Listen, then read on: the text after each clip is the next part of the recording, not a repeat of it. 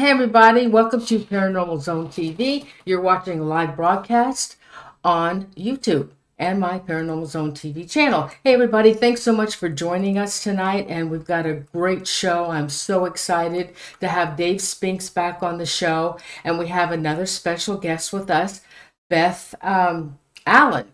And so tonight our topic is the Octagon Hall in Franklin, Kentucky. The Octagon Hall is a fascinating blend of Civil War history and is widely regarded as one of the most haunted places in the South. And is listed on the National Register of Historic Places since 1980. It's been featured on A&E, Sci-Fi, History Channel, and the Travel Channel. So with that, let's bring on Dave Spinks. He is author, researcher, and paranormal celebrity. And Beth Allen. She is the director of operations at Octagon Hall Museum. So let's welcome Dave and Beth to the show. Hey guys, thanks so much for joining us. Hi, Norene. Hi, thank you.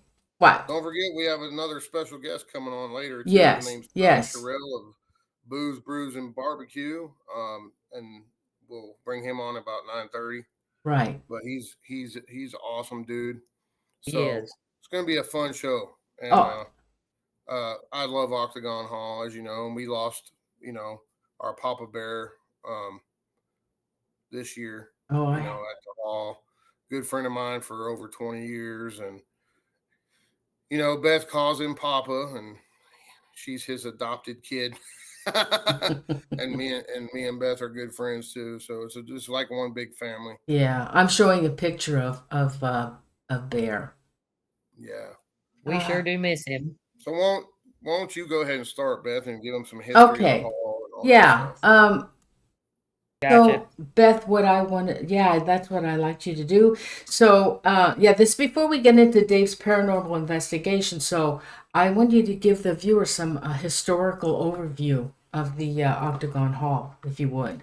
Well, we have mixed reviews, and I'm very much about what I can prove, what I can't prove. There are people that say the hall was built in 1860, which, in my opinion, is virtually impossible. It had to be built 1844, 1843. It's almost 200 years old. It is 95% original. So there's only a couple things that make it not original to 1847. That would be a staircase. There used to be a secret staircase that was hidden by a closet. The cupola is not original because it was struck by lightning in 1916 and rebuilt in 2016. It has been occupied by both Union and Confederate troops. And it was owned by a Mason and built by a Mason, a 33rd degree Mason, in fact. There was it was about 1848, I believe. There was a octagon shaped home fad. There was a book written, and I do not think Andrew read that book. I really just don't believe he did because the house was built before that book. Andrew Jackson Caldwell was the builder and the original owner of the home. And being a 33rd degree Mason, you see a lot of Masonic symbols to the house. There is the octagon shape, and it is in sacred geometry, it is where the circle and the square come together. And in the Bible, that's talking about the resurrection of Jesus. But it is a revered shape by the Masons. There are 13-foot ceilings, 13 stairs going into the basement. They're original. 13 is a revered number by the Masons. And there are upside down crosses on the doors. And most protection doors from that time had the upright cross. But in this case, it was to mock the Catholic Church and the King of France for executing the Templar Knights on Friday the 13th. We have two tunnels that come out of the house. It was not part of the Underground Railroad, and some people seem to think it was just because it had tunnels, but it, in fact, was not. One tunnel runs out between our two barns, drops down into the cave system. That cave system runs into Mammoth Caves. And the mystery behind the other is it runs out into a 40-foot room that is 12 foot underground. Wow. But it is, they are there. They were lore here in Simpson County for many years, but ground penetrating radar came out and found it.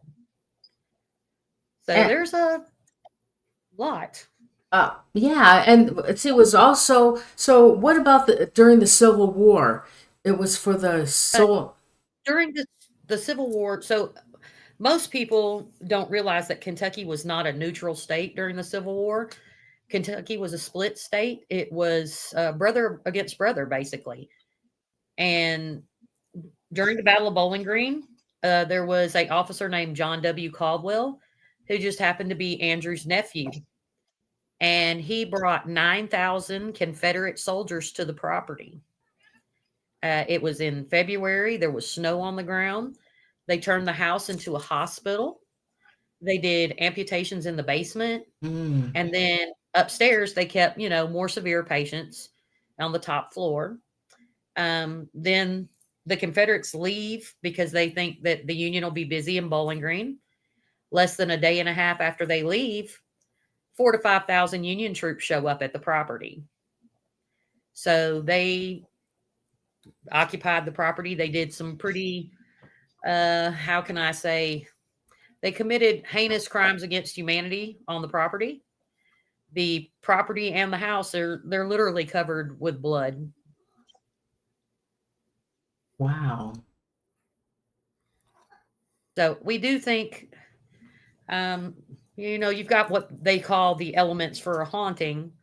I do believe that the property has always been iffy. It is on the 37th parallel, which is the supernatural highway, as well as there's a sinking creek that runs underground.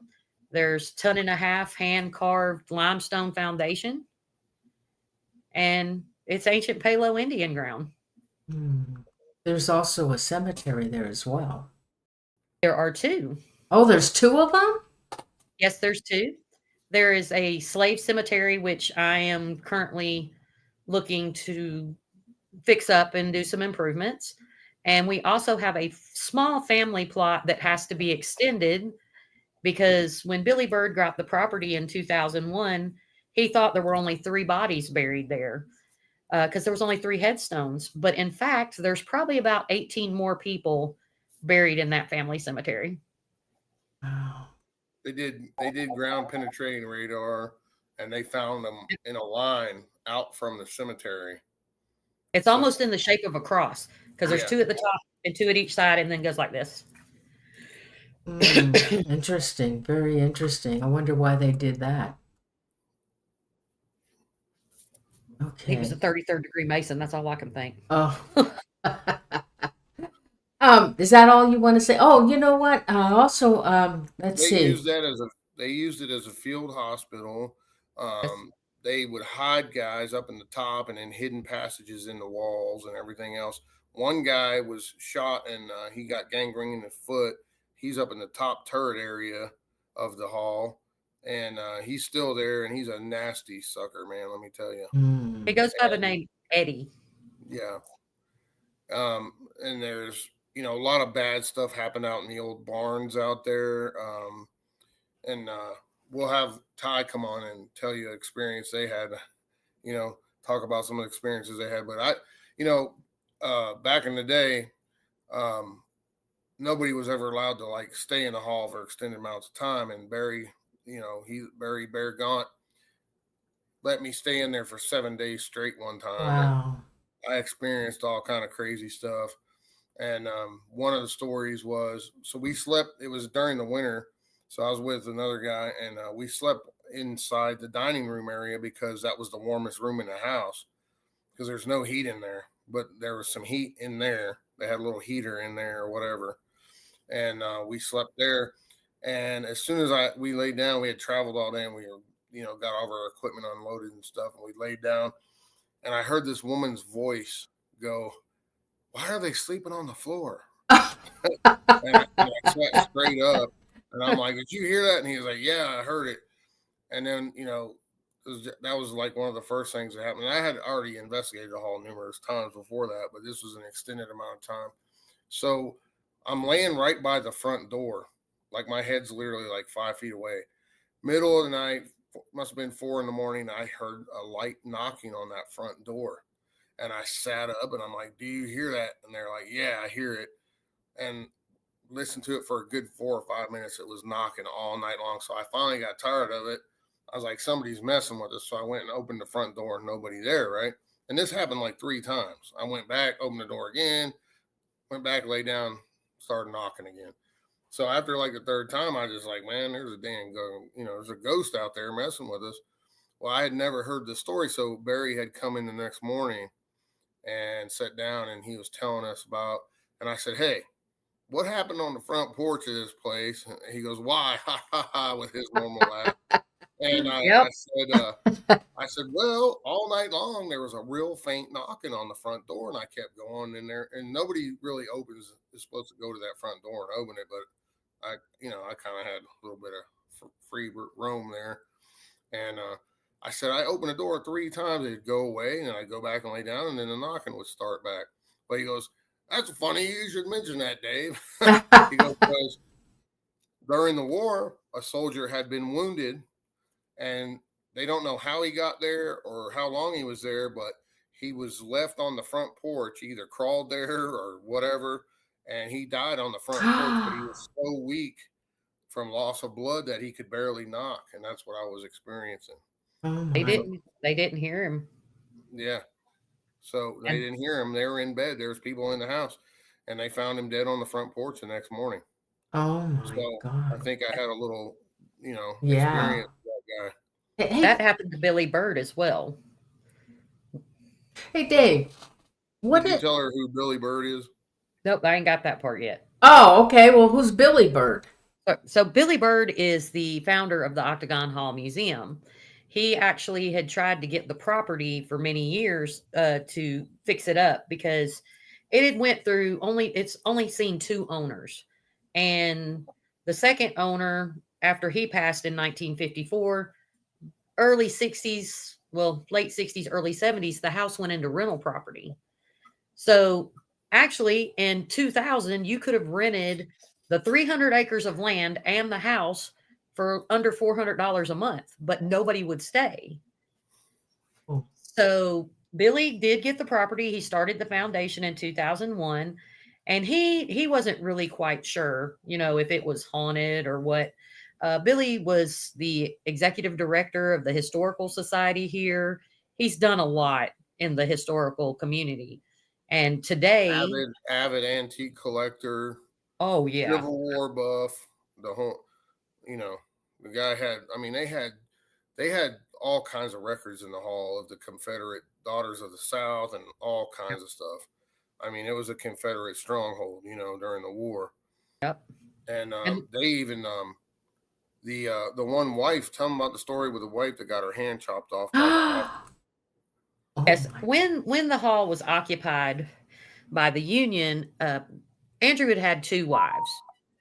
Elizabeth Akers Caldwell was his first wife, and they had 3 children together. And then there was Harriet, was his second wife, and she actually lived at the hall longer than any other person. During the occupying of the Union, she went to. This is how the story goes.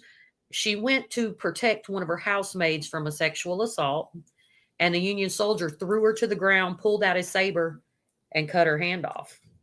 Oh. So we do have a picture that was taken, and I see her all the time. She's always there.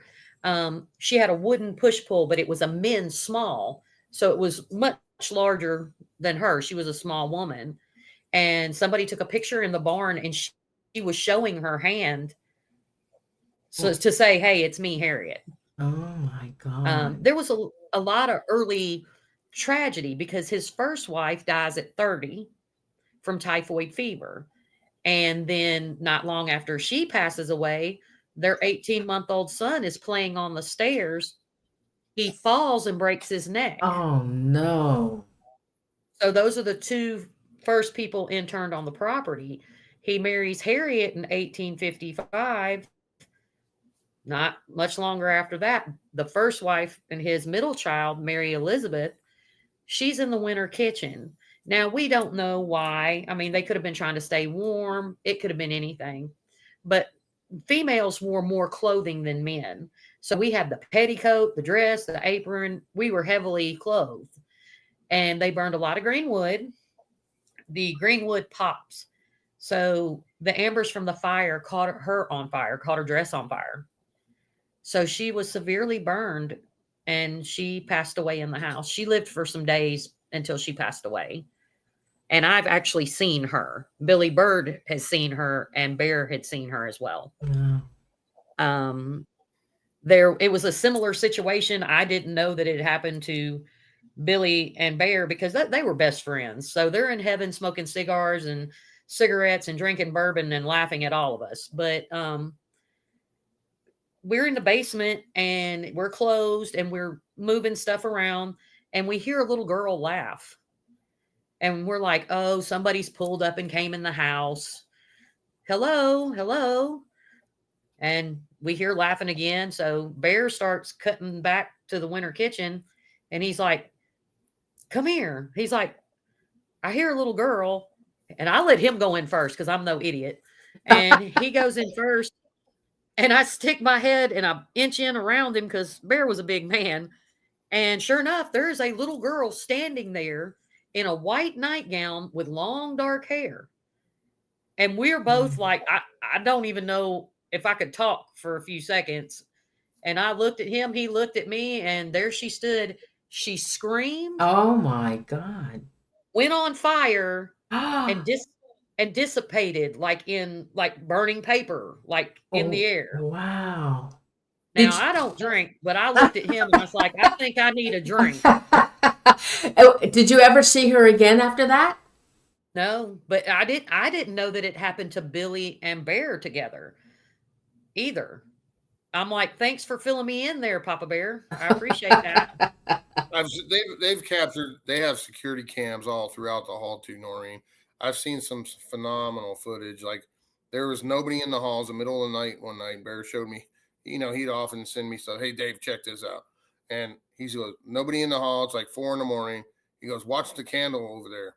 And there's a candle that lights on fire by itself and then goes back out. And it does it several times. Wow. Nobody in there. I mean, like real fire. Full body, yeah, real fire, not a lighted, not a fake candle. I've seen. I saw a woman in white floating out by the barn one time. Watched her for like 15 minutes, and I was with Bear that time. And I kind of coined a term for the hall. It's called. I always said the hall has it all, man, and it really does. I mean, there's been UFOs sightings out there, Bigfoot cryptid type sightings. There's a ghost train that was captured on camera because there's a train track that runs on the very back of the property, and they blew that train up during the war, and they have the bell for the train they blew up sitting on a post in the backyard of the hall. Oh. It's original too. Yeah, they blew it up and blew it right off the tracks. And so there's all this different stuff. Also, Jesse James used to run through there, and they think in the tunnels there might be some of the hidden Confederate gold still in there. Yep. They found a complete wagon from the Civil War era buried in the front yard over there. I mean, and there's all kind of artifacts. How many troops camped there that one time, Beth? Wow. 9,000 the first, 4,000 to 5,000 the second. Yep. And they, the Union went into town and were hanging women and kids and everything else. Oh. I mean, it was a very bloody time there for that little town. Oh. There's bodies all over the property. Soldiers. Yep. There's mass body part graves from where they did amputations. Yeah, it's just a very unique location, and I've had a ton of experiences there. I've been working on from that 7-day thing, and then I did another, I don't know, what was it, 4 or 5 days there with you guys. And eventually we'll release this documentary on it and all this stuff. And then this year, the whole plan, because of course we didn't know our brother Bear was going to die, but I was going to bring, I had already made plans with the Booze, Brews, and Barbecue guys, my friends, to come there. And Barry was supposed to be there and be in it, but it was a surprise and I hadn't told him yet, And then of course that happened. But Beth filled in very nicely, and she knows the hall very well. She was Bear's understudy, with the history there. So, it was just a homage to him, and he spent over 20 years of his life helping maintain that place and keeping it up. And he wasn't even able to at the end. I mean, he was still doing it, he just loved that place and he has a passion for it. And he's one of those OGs in the paranormal, he's been doing it for 50 plus years, so yeah, the man was a wealth of knowledge, and it's just a phenomenal place. It really is. So, Dave and Beth, what is your most chilling experience you've had there? I do know, I'll tell you one, Barry, and Beth can back me up on this. Down in the basement, there's a kind of a Mr. Nasty or whatever, and he picked up this huge thing and threw it at Bear one time, and he shoved Bear down. And Bear is Bear. Bear has the name Bear for a reason. Let me tell you, he's about 7 foot tall. Oh, wow! He's a big, big man. And that table was like, it took like, I think, pounds. Yeah, it took like 5 guys to carry it in, 5 or 6 guys. So that was one. I always like to share that experience, because if you knew Barry, you knew how big a man he was. And I mean, if you try to, a regular sized guy try to push Bear over, he just laugh at you. Right. You know what I mean? He just holds your head in his hand and holds you back. Yeah. And so there's some powerful forces in and around the Hall property. Jen's had some amazing experiences there too.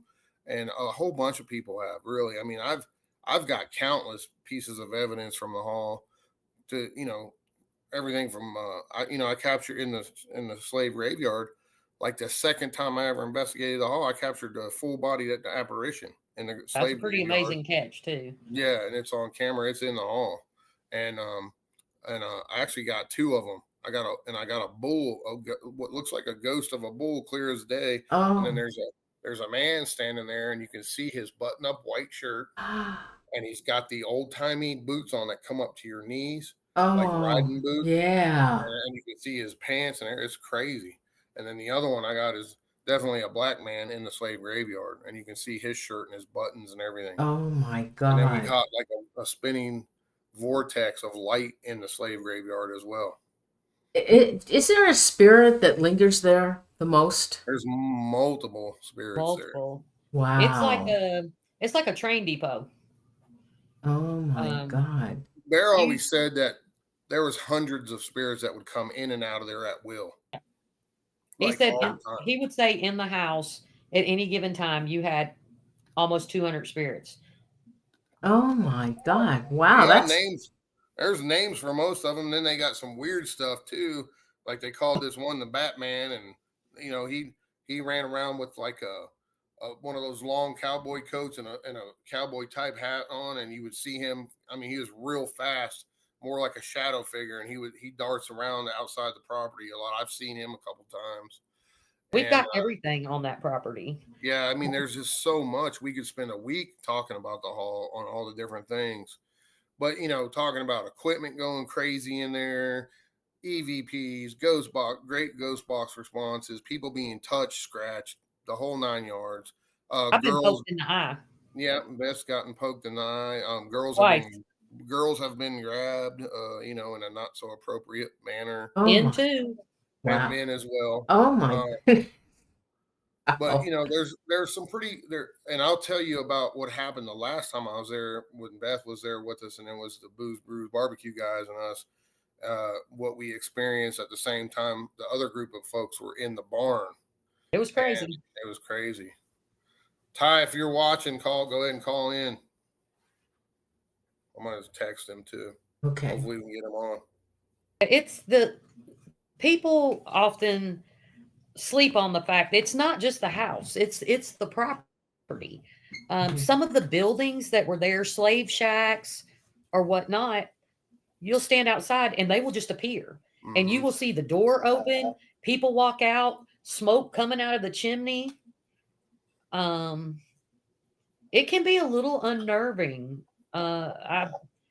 We have portals that open up out of nowhere on the property. And a friend of mine had an excellent catch. And it looks like, the movie Star Wars, the AT-AT. The portal opens up and it looks like it comes out of the ground and then it goes right back in. And you see that? You could. Yes. Oh Yeah. my God. Another time, me and Barry, And I somebody came out. got the picture. Yeah. And another time, like when I would go there, a lot of times Bear would just say, "Get in the truck." I'm like, "Where are we going?" He said, "Just get in the truck." And he would get these Yeah, feelings, he right? loved to scare the crap out of you. And I'm like, "Where are we going?" I'd say, "Yeah." I'd say, "Where are we going?" He goes, "Just get in the truck, damn it." So I got in the truck, and this was a profound experience too. We drove out on the back field out there, and the grass was like as tall as my chest. It was up, and we're just out there parked. And he goes, "Something's gonna happen." And I'm like, "Get out of here! You're full of it." He goes, how he has this laugh. And so we sat there for about 20 minutes, and all of a sudden, coming across that field, there's a ball of blue light, and I mean, it's trucking, and it goes right across the field in front of us, in front of the truck. And then a few minutes later, don't there he is. Oh. Hey. Hey, Can you? Ty, can yeah, you go say? ahead and introduce yourself, Ty. Tell them what you do, and start talking about booze, brews, and barbecue, and your experience at Octagon Hall. In that order? Either one, whatever you want. You Well, tell them who choose. you are first. Well, I'm Ty Sherrill. No and audio. I'm 1/3. Can you hear me? We can't hear you. All right, hold on. I can hear him just fine. I can hear him. I know, but he's not coming through the broadcast. His audio isn't working. I can't hear him. I'm trying to remember if he clicks on the audio. It's the Click third on one your now? audio link and look down and make sure it's on. But you guys can hear me? Yeah, I can hear you just fine. Hmm. Hmm. Can you hear me now? I can't hear him. I know his audio is moving on the Well, your bar. little green light, talk, Ty. I see it going. Yeah, it's going. Okay, I can't hear him. Hey, guys, can you hear? Yeah, he's not showing on the camera. Okay. You got to do something on your end. If you hit settings, if it's going, mine did too. I had to go to digital microphone, but you're using a different one. So if you click on settings and go to audio sources, just click on each one and one of them will, because I don't know which one you're on. Try that one. Is that anything? Yeah, I can see him on my OBS, but I don't see him in YouTube. So what the hell's going on? You got to bring him in. No, he's brought in over here. Hey, I see him. Yeah, Ty, talk. They can hear him. Yeah, Can it's you hear 30 me? second delay, honey. He's on there. Oh, here he is. Okay, but now Ty, talk. Hi, Ty, say hi to me. Hi, can you hear me? I can't hear him. Can they hear him? Can you guys Yeah. hear Ty? They're saying in the comments that they can hear him. Okay. All right, go ahead. And I can't hear him, so go ahead. Perfect. I won't be able to talk to him. All right. Well, hear I'm him. Ty Sherrill. I'm 1/3 of Booze, Brews, and All Barbecue. right, hold on with for a second. John Make and sure I'm on the Barry. right one. And Yeah. I don't know what else to say, Dave. Yeah. I don't know why I can't You're the hear him. man. Oh, I'm tell not him the man. Tell him what your job is for Booze, Brews, and Barbecue. Well, I do the barbecue aspect of it, and I'm on there, and I get the crap scared out of me with Barry and John because they decided to take me to scary places that I don't want to go to. And you also are in charge of the production and everything. I do the production. I'm actually editing as we speak. I'm actually editing where we were in Charleston on the USS Yorktown, and I think that was before we went to Kentucky. I'm pretty sure it was. Mm-hmm. Yep. Yeah. But yeah, we are so backed up on editing. That's currently where I'm at now, and we just wrapped up filming number 7, 6 or 7, episode 6 or 7, one of the two. So, and what are your thoughts on the paranormal first off, and then second, share what your feelings were about Octagon Hall, how you felt, and some of your experiences there. my first thoughts of the paranormal when we first started doing this was I didn't believe in it at all. Zero, zilch. And when they asked me to do the show, I was like, okay, cool. We'll do some barbecue and some brew, and then we'll listen to some spirit box noise or whatever. And we went to the first location, and yeah, that changed my whole view right then and there. When I saw the REM pod go off right in front of me and nobody was around it, that's when I flipped out. So that was the first part that actually made me a believer in this, was when I saw, the instruments that Barry brings and things going off that you can't explain, On that command. on command, and that changed my view on a lot of things. And you're pretty, I mean, you have a religious background. You're pretty devout in your belief system, right? 100%, yes. And so your eyes, let's just say your eyes were open, for lack of a better word, right? Yeah. And here's the thing that I was just talking about this the other day. The thing that I think about now is, I grew up in a Christian household. My dad was a preacher, and, like all of these things. So if you're dabbling in any kind of paranormal, everything was of the devil. You know what I That's mean? demonic, yeah. Yeah. And my belief system has changed on that drastically. Is there bad things out there? Sure. Octagon Hall kind of showed us that. Yeah. Are there things out there that we don't know why they're on the other side of this veil? We don't know. And I think that's the cool thing about this, and the fascinating thing about this, what is, you can't explain it, and there's so many questions. And that's what kind of keeps, and now going into episode 7 or wherever we're at, like, I'm more fascinated than I was at the beginning of this, just to learn more. And hopefully one of these places are going to answer something. So by doing this, do you think it's actually solidified your belief system more, that for a fact now there's something else after we die? Do I know for a fact? There's something else out there, is what I'm saying. Right. There's definitely Has something it else out there. strengthened your faith? 100%, 150%. And that's one thing that, me, Barry, and John were talking about this riding in the car. Everyone always had a fear of, if that's demonic, that's going to take you to that side. And if anything, it's going to take you closer to God. Mm-hmm. Just because I don't know what the hell's over there, but I know what's over there. And I'm going to go over there and hang out by him until we figure out what this is. Right. So share a little bit about your experience at Octagon Hall. What do you feel about the hall? And you saw some pretty amazing things there, especially, John's a pretty hardcore skeptic, and he was begging for something to happen. And what happened? Barry is more of a skeptic than John. Yeah. True. And that's what's crazy. John, yes. But he was asking and begging I want something to happen to me. My gosh. And his eyes were extremely opened at the hall, were they not? I have never seen John or Barry with that look on their face when they came back in from the barn. And I have not put that reel together yet. I'm saving it because it's intense. Octagon Hall as a location and the history is unbelievable. Just the grounds and all the artifacts that are inside and everything there. When it came to the paranormal side of it, I think that place went off as soon as we sat down.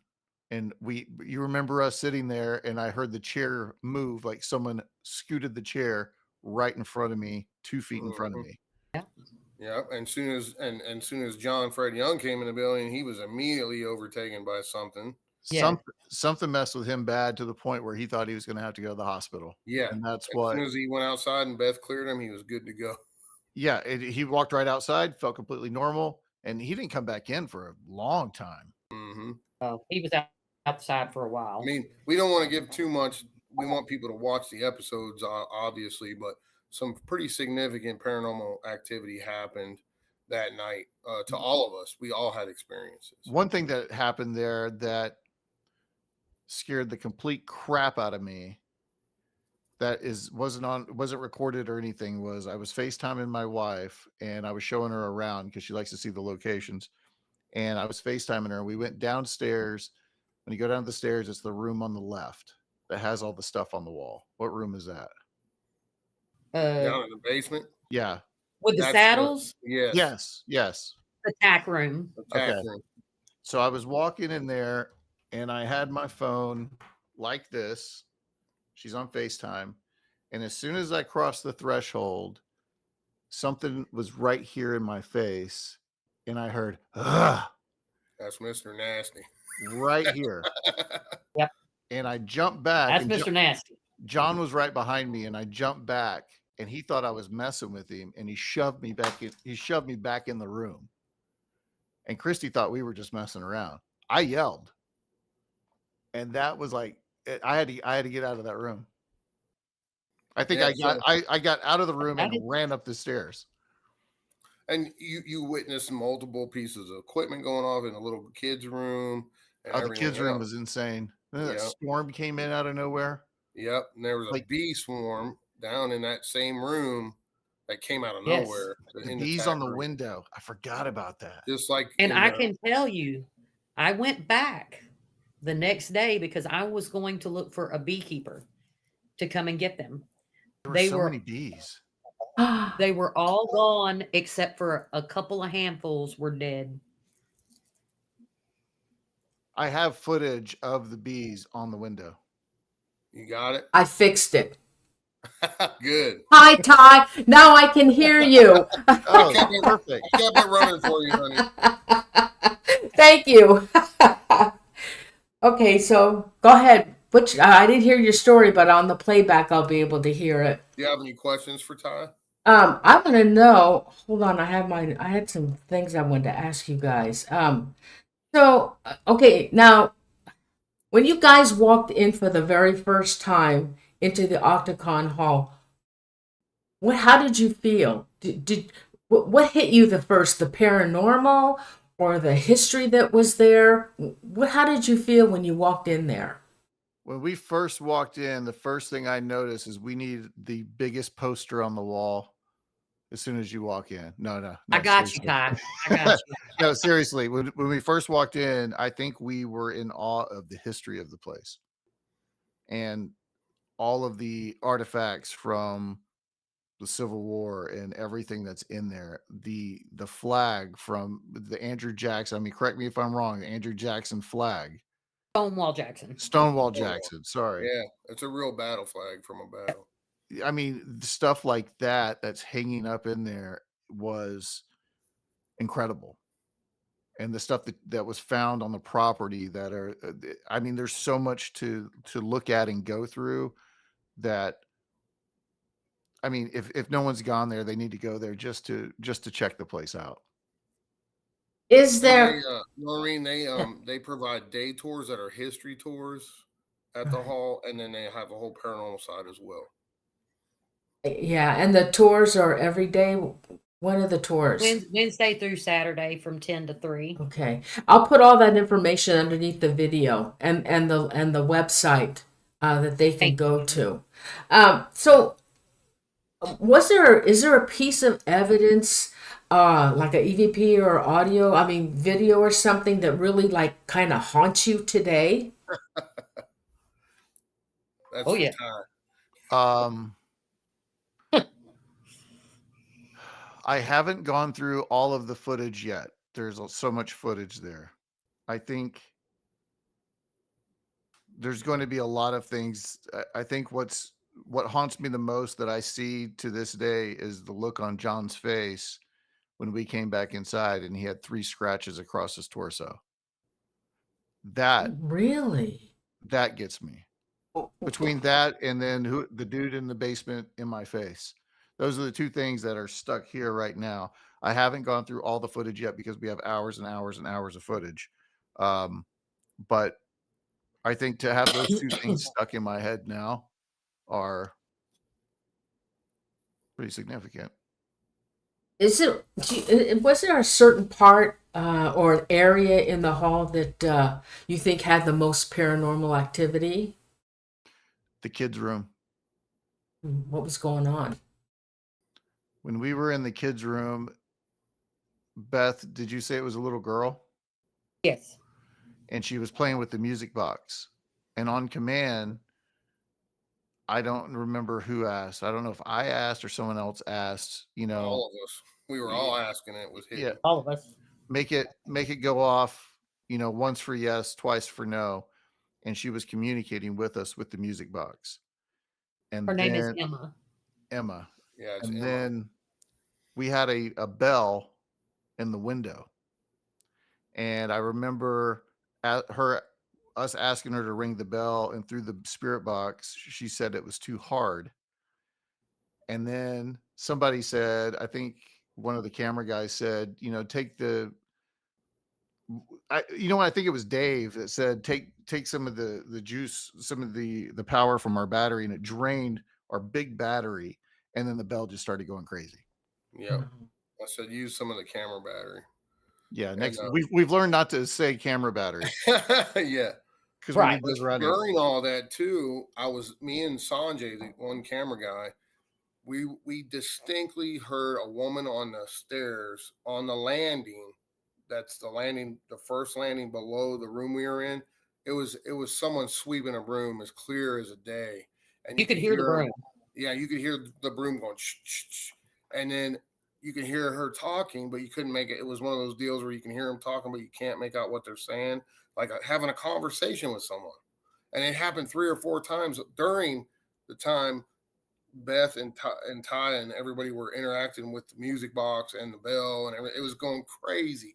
It was this whole just flurry of activity. And then the guys in the barn, see a crazy thunderstorm came up right at that time. And All this was happening simultaneously. It was all simultaneous. It was nuts. It was nuts. It was like 20, 30 minutes solid of just pandemonium. And then all kinds of stuff happened. But I don't want to, I want them to show their episode because it's phenomenal. It's going to be a phenomenal piece of evidence for paranormal TV and whatnot. So, And real. And it's all real 100%, of course. The same thing happened to us in Norfolk when we were at the Granby Theater. Nothing happened the whole time. Like, we were standing up in the DJ booth, and I said, did we finally find one that's dead? And I said, no pun intended. And we started laughing. As soon as I said that, right to our left in this doorway, we heard somebody go, hey. Oh. As soon as that happened, popping off 15 minutes straight. And then we were like, okay, we're done.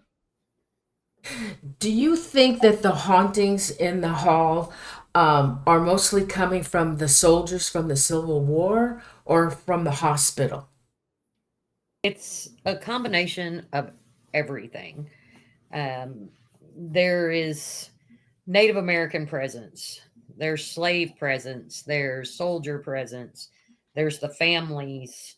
It's a little bit of everything.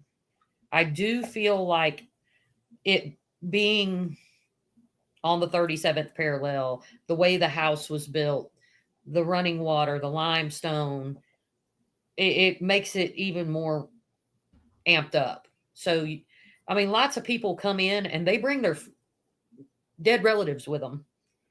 Oh, and so you don't just get spirits from the hall.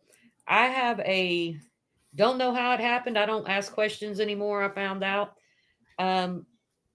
Frank James comes through all the time. I have interactions with Frank James. So, and he's you gotta been on the remember, property. a place like that, guys. I mean, that's what we look for in a haunted location. You've got untold amounts of tragic deaths, torture.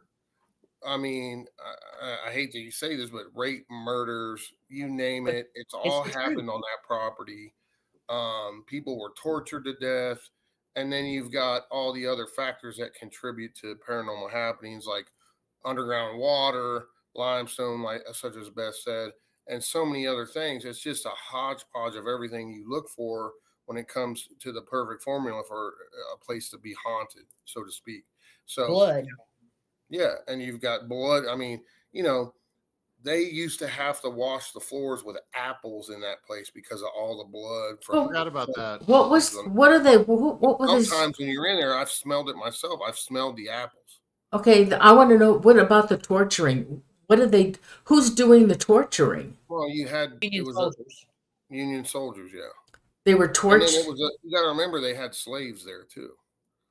So if if slaves got out of line, they were beaten and everything else. So Who was in the barn? What was this? I remember it. I know we have it on video, but to refresh my memory, what was the thing about that barn? Well, so the original barn sat right behind that one. Mhm. The main spirit that will come in, like Harriet will come out in the barn sometimes, but there's Moses, and Moses was one of the slaves on the property, but he died pre-Civil War, but he was the head man. But the barn gets crazy because so much stuff happened back on the property. Well, I think he was. So trying there's to no telling what you I ran think he into. wanted you to tell him like what that about that woman that was hanged in there and all that stuff. Oh, well, there were multiple hangings. Yeah. Women, children, Who would have been men, the one that would have soldiers, scratched some John not like so. that? It's hard for me because I know just like people think everything that's a shadow figure is bad, Mhm. sometimes everything that's dark is not bad. It's the only way they know how to manifest. Mhm. Sometimes we get scratched, and it's not that they're trying to hurt us, but in John's case, I'm not going to sit here and say that I don't believe it was something trying to scare the crap out of him. Mm. I think believe it- it you was think- something trying to. Yeah. Well, I mean, some of these spirits are intelligent, and they do know what you're saying. And he was constantly, Know what you're thinking. and he's thinking it too. He wanted to have an experience Mm. of something significant, and he did. So it goes back to the old saying: "Be careful what you ask for, because you might just get it." And I think he got it. Right. You know what I mean? Sometimes it happens like that. Yeah. It's happened to me. I've been doing this a long time. Yeah. I used to I run mean- and gun and do crazy stuff, and then I got my butt handed to me one time, and I changed my whole methodology of investigating after that. Like, sometimes you don't have to be doing anything. I was minding my own business, and I've been took down, like Yes, I literally. mean, you never know what's going to happen or is going to happen. Like, some of these locations I've been to multiple times. One time there's nothing. Next time it's off the chain.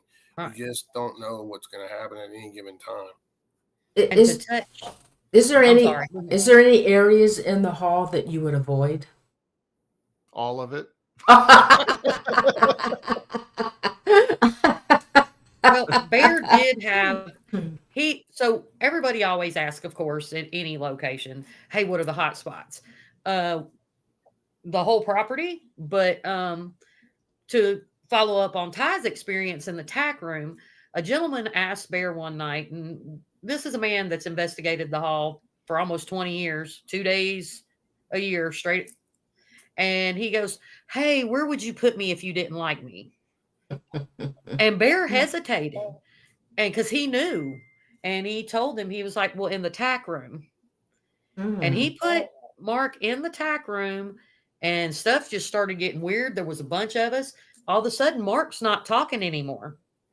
Like, Mark is gone bye-bye. And they take a picture, and you can clearly see a shadow figure hovering over him like this, and you can see his legs on each side of Mark. The tack room is one place that but my least favorite, I will tell you, my least favorite place in the hall is the library in the basement. Oh, didn't we? We were down there, weren't we? Yeah. At the end, at the very That's end. where the REM pod went off whenever we were told to get out. Oh, you were told to get out. Like I said, it could happen in any room in that place. But down there's That we do have that. I do have clear footage and audio on is the get out, and then I think I said, if you want us to leave, make the REM pod go off, and it was going off on command several times.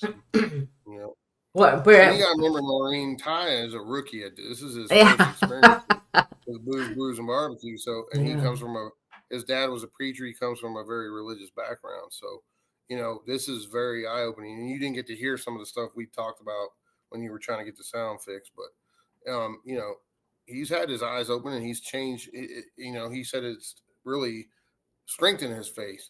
by doing this. So Mhm. Ty, did you believe in the paranormal before you went on an investigation with Dave? No. Had you ever thought about it, or had any thoughts about it at I all? mean, I watch TV shows and, like these TV shows and stuff like that, but I never, like I was telling them earlier, was growing up, if you believed in ghosts or anything like that, everything was a demon. You know what I mean? So, Mm. um, yeah, so I watched shows for entertainment value, but never experienced anything myself until I started doing this. Now, since this was your first investigation with Dave, no, he did. oh, They did more oh, before that. oh, We okay. did Oh, 3 before, I think. so you will continue to do paranormal investigating. It doesn't bother you anymore. Now it doesn't bother me at all. I'm Okay. kind of used to it. I think what it's like watching a scary movie and you have that suspense build up. That's what it's like now, is what's going to happen here and how is it going to happen? That's what I'm looking at now. Have you been scared at all? Yeah. Oh, what happened? Well, what didn't happen? Oh, really? Where was the location that you got scared at? The first time we did this was in Fort Worth, and REM pod went off on command. Sorry, my phone's going crazy. A Miss REM Miley? pod went off on command, and that was the first time that I did not go to sleep that night. I stayed awake all night long in that location. That's a different kind of location, though. I've been there. Yeah. And And we had planned to sleep in the hall that night, but that didn't happen. I mean, Um, John told me apparently y'all found my long lost sister while y'all were in Fort Worth in the stockyards. Oh, yeah. The lady who runs it. This necessarily isn't for Dave because I know. Have any of you ever been touched or pushed? At the hall, when we were downstairs in the kitchen, I felt like I was being pushed forward, and then I would have to take a step forward to catch myself. And then I would stand still for a second and then have to take a step to catch myself. I wasn't shoved, but I definitely felt something pushing me. Mm-hmm. I've been pushed down a flight of stairs. Oh. Wow. Not at the hall. Oh. But I have been pushed there as well. I was pushed down a whole flight at one location, but at the hall, I almost broke my leg. I was going down the last 2 stairs and got pushed off the last 2 stairs. Damn. Wow. I've been held against a wall at a prison. Oh my gosh. Yeah. Mm. Oh. Oh, I know that feeling. I don't like it. No, it's really strange to get touched by a spirit and then have them hold you. I've had Oh, that. Oh yeah. So what do you think? Do you think the spirits are trapped there, or are they staying there for some reason, or they just keep going in and out? I believe that all spirits have free will. Bear agreed with that. And some of them, I say they like it. But one of my theories is, and it was Bear's as well, Andrew Jackson Caldwell was a 33rd degree Mason. Masons have come in there and looked at Bear and said, well, he built quite the spirit trap, didn't he? Mm. Wow. So, Well, all the windows, the way it's built and configured, it's so you can see the solstices and everything that on that particular time of year. It's all built with a purpose. And usually all room, Masonic locations are built like that. every room or side of the house is a different season. Interesting. Wow. So they're just, I mean, some of them may be attached to that place. Okay, so with the other paranormal investigators, do they share the information or the evidence that they get? And do they keep getting the same spirit? Or has any of them come up with the same spirit in any of that evidence? Beth. Yes, yes. Sometimes like me and Dave were talking about how I got stabbed in the eye. I got Oh, stabbed in the eye twice. there? Yes. Oh, And it was witnessed. It was witnessed both times because people were actually, we were having a conversation and they watched it happen. Like my eye immediately looked like the blood vessels in my eye had popped and tear run down my face. And you could tell that I was startled because I went, and I get a phone call at 2 o'clock in the morning after I left and enough to where someone, I knew them, Beth, are you okay? oh my God. Why are you calling me at 2 a.m.? Is something wrong? No, I just need to make sure you were okay. They played the EVP for me and it said, I stabbed Beth. Oh, do you know who it was? A soldier named Brett. Do you know why he did it? He says he claimed to He's a another jerk. paranormal team. Damn. He said he wasn't trying to hurt me. He said he was just trying to get my attention, that he was sorry that he didn't mean to hurt me. Wow. That happens sometimes. I mean, I wouldn't be surprised. I wouldn't be surprised if some of them think I'm a jerk, but No, I meant him for stabbing you in the eye. no, what I'm saying, Oh, no, I think some of them literally think that anybody that's there is an ass. So You think some of the haunting could be residual? Just residual? they are. Yes, definitely. There's definitely both types of hauntings. They're intelligent and residual, in my opinion. Because I've been to the hall many, many times too, and I've experienced both there many, many times. Wow. Complete interaction and then complete just the same responses over and over again. Dave, how much time at one time did you spend there at the Octagon The Hall? longest I spent there was 7 days, 24/7, Mm-hmm. and I slept in there. Only time I left was to go out, get something to eat, and come right back. So I think up until date, that's probably the longest anyone's ever stayed in there that I know of. That is, as an investigator, yes. Yeah, Mm-hmm. Bear literally closed the hall for me for 7 days straight. Wow. So, and that doesn't happen. So in those 7 days, what was the experience that you feel was the most outstanding?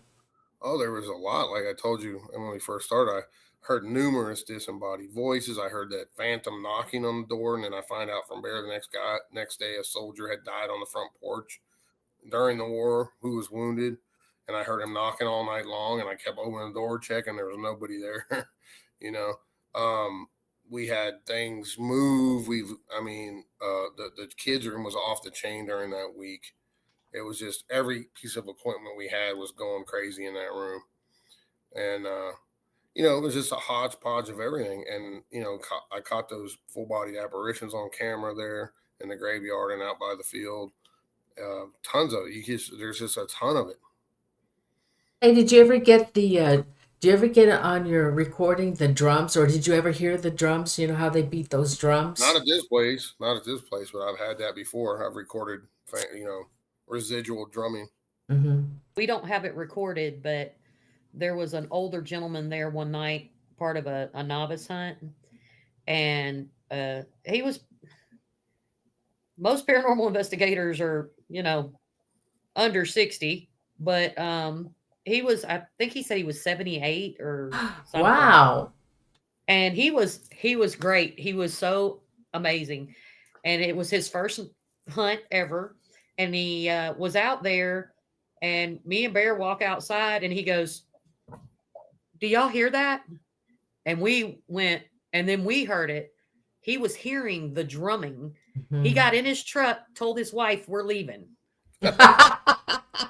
Oh wow!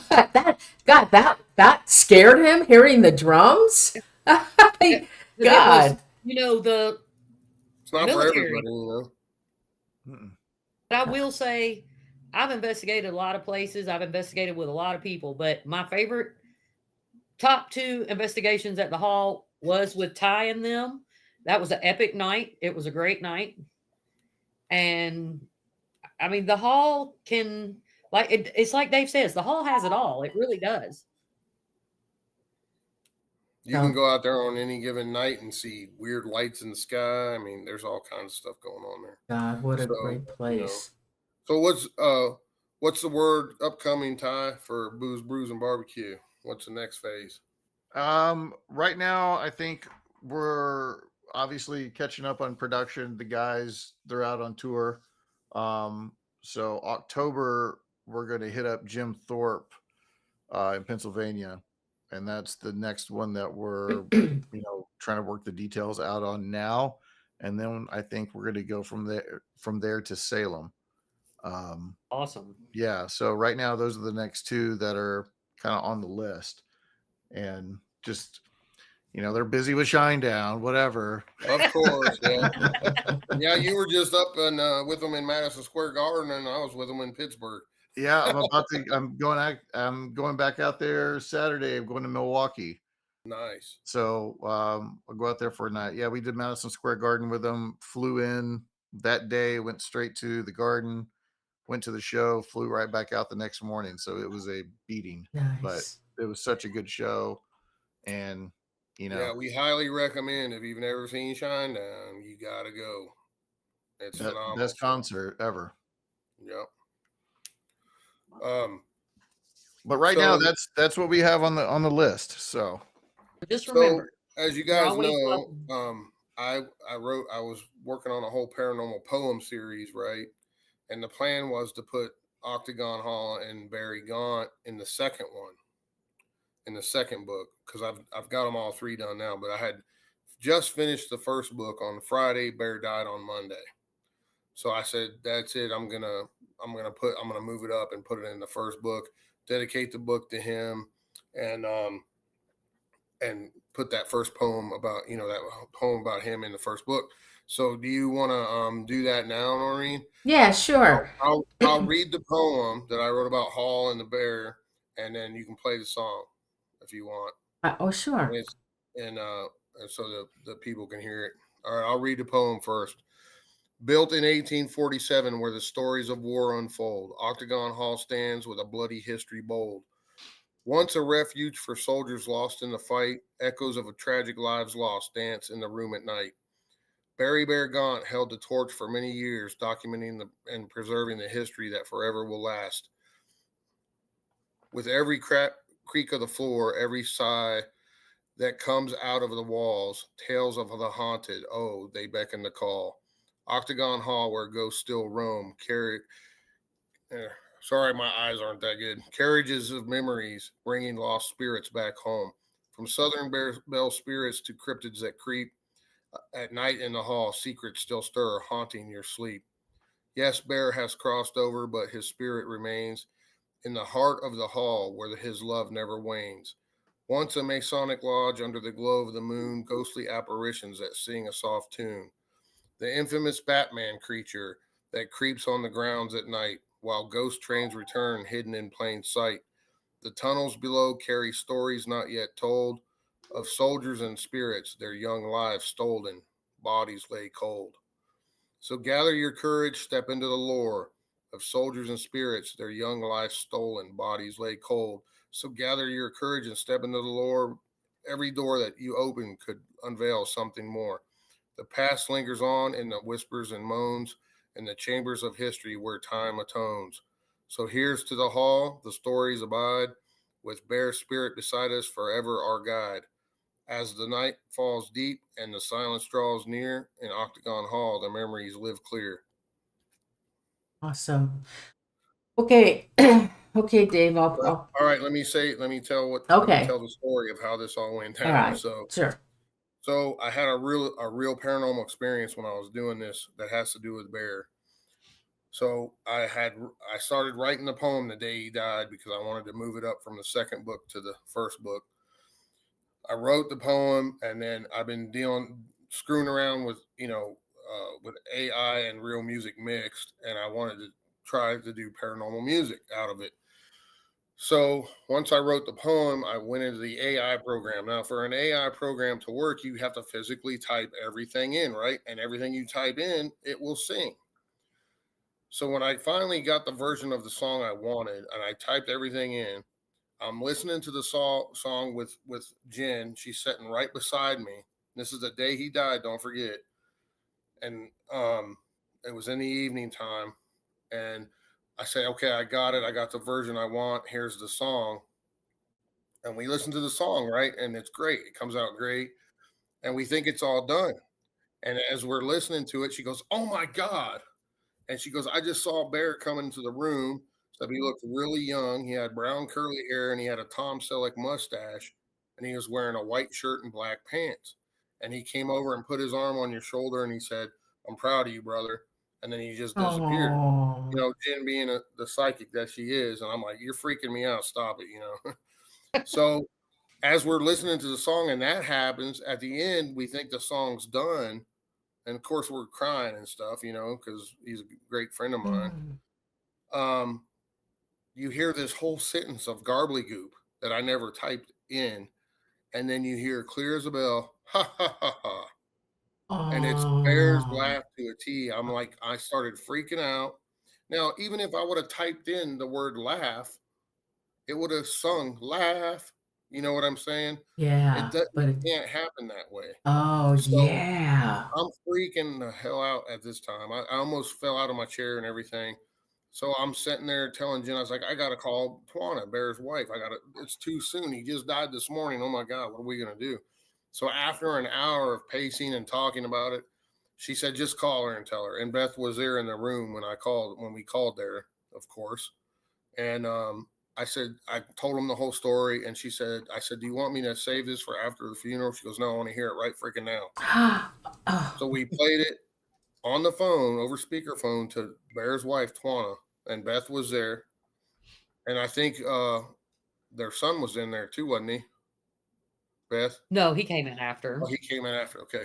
So they listened to it. They, without a shadow of a doubt, they said, that's definitely Bear's voice. So I said, okay, honey, we'll be there tomorrow because they want me to come speak at the funeral. So long story short, me and Jen drive there. We get there at like 9:30 at night. It's you, Twana. Was Billy there yet? Billy was there. Yep. Our other friend, Billy, that's known Bear for many years too. And their boy was there too. Right? Oh, that was Brandon and Jordan. Yeah. So we're sitting at the table. Now, mind you, Bear died right there on the floor, right next to where we're sitting.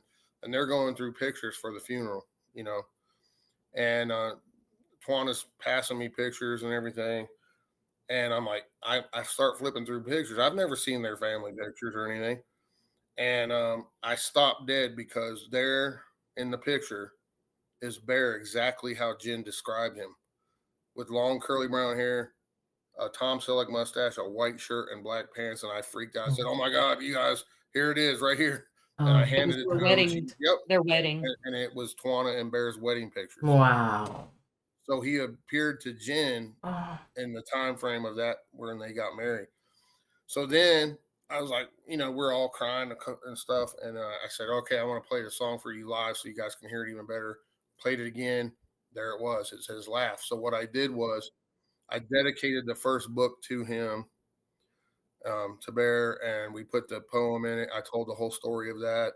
And then you got the song, and I left it in the AI generated song before we mastered it with real music and everything else. So it's in there, and you can play it right now. Okay. All right. Okay. All right. Okay.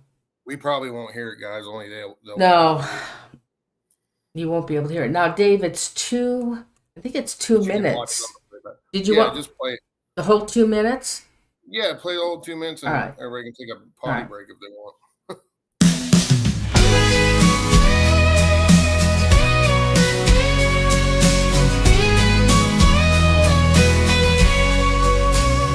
Built in 1847, where the stories of war unfold. The Octagon Hall stands with a bloody history bold. Once a refuge for soldiers wounded in the fight. Many lives lost, spirits dancing in the rooms at night. Bear gone, held the torch for many years past, preserving the history that forever will last.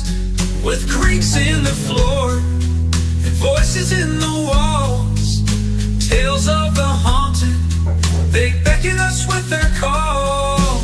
Octagon Hall held the torch for many years past, preserving the history that forever will last. With creaks in the floor and voices in the walls, tales of the haunted, they beckon us with their calls. Octagon Hall, built in 1947, where carriages and memories bring lost spirits back with the bloody history spirits. Once a refuge that creep, But it should be playing. We played it earlier. many lives lost spirits dancing in the rooms at night.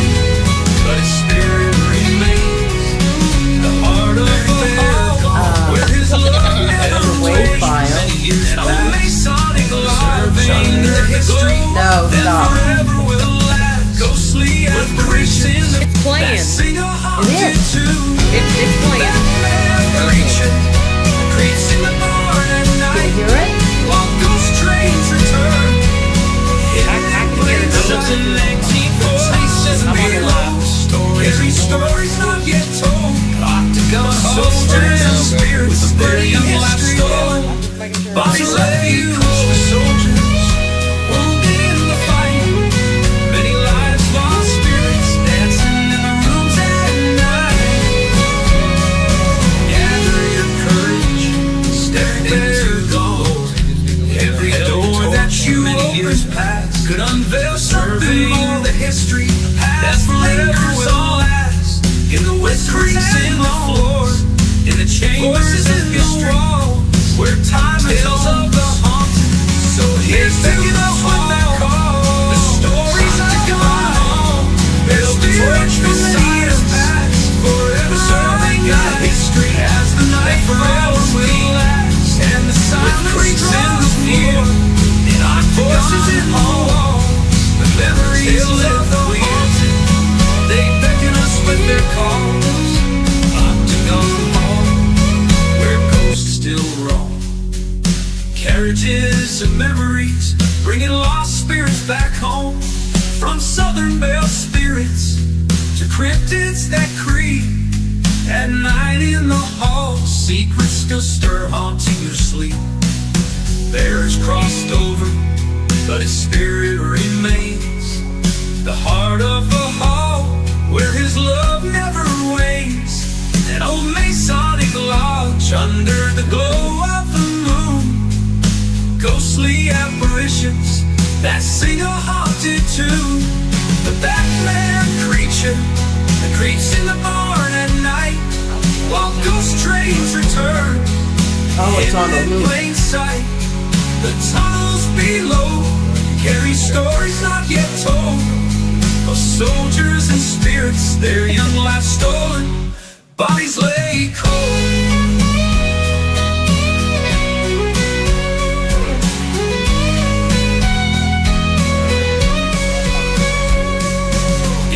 Should I take it on the loop? Should I take the Step loop off? into the Lord. Every door that you I can't open hear what's going could on. unveil something more. The past lingers on in the whispers and moans, in the chambers of history where time The is whole thing on. went on and So here's to the hall. Let me see The if you can hear it. stories are by their spirit beside us, forever our guide as the night falls deep and the silence draws near.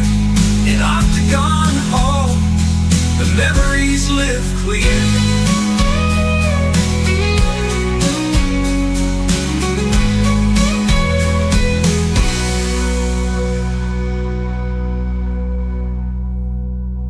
You think it will be locked with the Octagon Hall, maybe one store. But if you went with Live Clear, with Bears Still Hall, the ghosts still roam, carriages of memories. Oh, they did. Bringing lost spirits back Yeah, home. yeah, they said they Everything did. in Yep, there? yep. Okay, cool. Okay, so I'll take Anyway, Yeah. yeah, you'll be able to like if you want to get the music, then you can hear it for yourself later on. But it'll be on the replay too. So it just shows you. The whole point was to show you that hey, these things can happen. They can manipulate any kind of electronic device they see fit. And we had over 35 people that were very close to Bear confirm without a doubt that was his laugh. So, Yeah. very compelling. There's no stuff. denying it. That was him. Wow. And being the fact it happened on the day he died and the way it all went down, and Jen seeing him come in our house, which is 8 hours away from his house, and it described him to a T, and we saw the pictures. We've never seen their wedding pictures. That's crazy. It was crazy. So That's pretty cool crazy. stuff. Yeah. And it was like he was letting us know, hey, I'm okay, guys. Because he always told us, Oh, he always said, hey, if something happens to me, I better not see no crying eyes. You guys celebrate my life and all the good times we had together. oh, And he was letting us know, hey, I'm happy, I'm good. I oh. failed miserably. Yeah, we all did. On the crying part. Bear was such a great soul, he's just one of those people that he didn't have an enemy, man, really. Everybody loved him. Yeah. A And lot of people learned a lot from him. Mm-hmm. And I'm so happy I was able to get the booze, brews, and barbecue guys there and have the experiences they did, because I think they had some really eye-opening experiences, and it was just one of those great times when it all came together. Yeah, it was definitely eye-opening. That's, to say it lightly. Wow, what a great place to investigate. Hey, I would in my time I would have loved to have gone there. It would have been fun. If we, I say if, when we go back, I think I want to try to spend the night to see what happens. I was pushing to not spend the night there. I think that's the reason we all left, is because actually it was me and Sanjay were like, nope, this ain't happening. I worked hard to get it greenlit for you guys, and you did, and I worked miserably. I worked hard to make sure that we did not stay. I can do a reenactment. This is the reenactment. Hey guys, that's no problem. You can stay. We'd love to have you. This was Ty, huh? Yeah, no. We even had sleeping bags and we got sleeping bags and everything, man. Yeah, we went and bought sleeping bags, and no. I was gonna get you breakfast the next morning and everything. Oh, but God. he just did like this. I'll starve. No.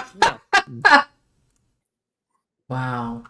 Well, that's something you have to prepare for, because oh yeah, you're not gonna sleep a wink when you're new at this and go in there and in a place like that. You're gonna be up on edge all night, and you can't be worrying about flying out at 0800 the next morning, with no sleep. So it's something you have to have some ample time to do.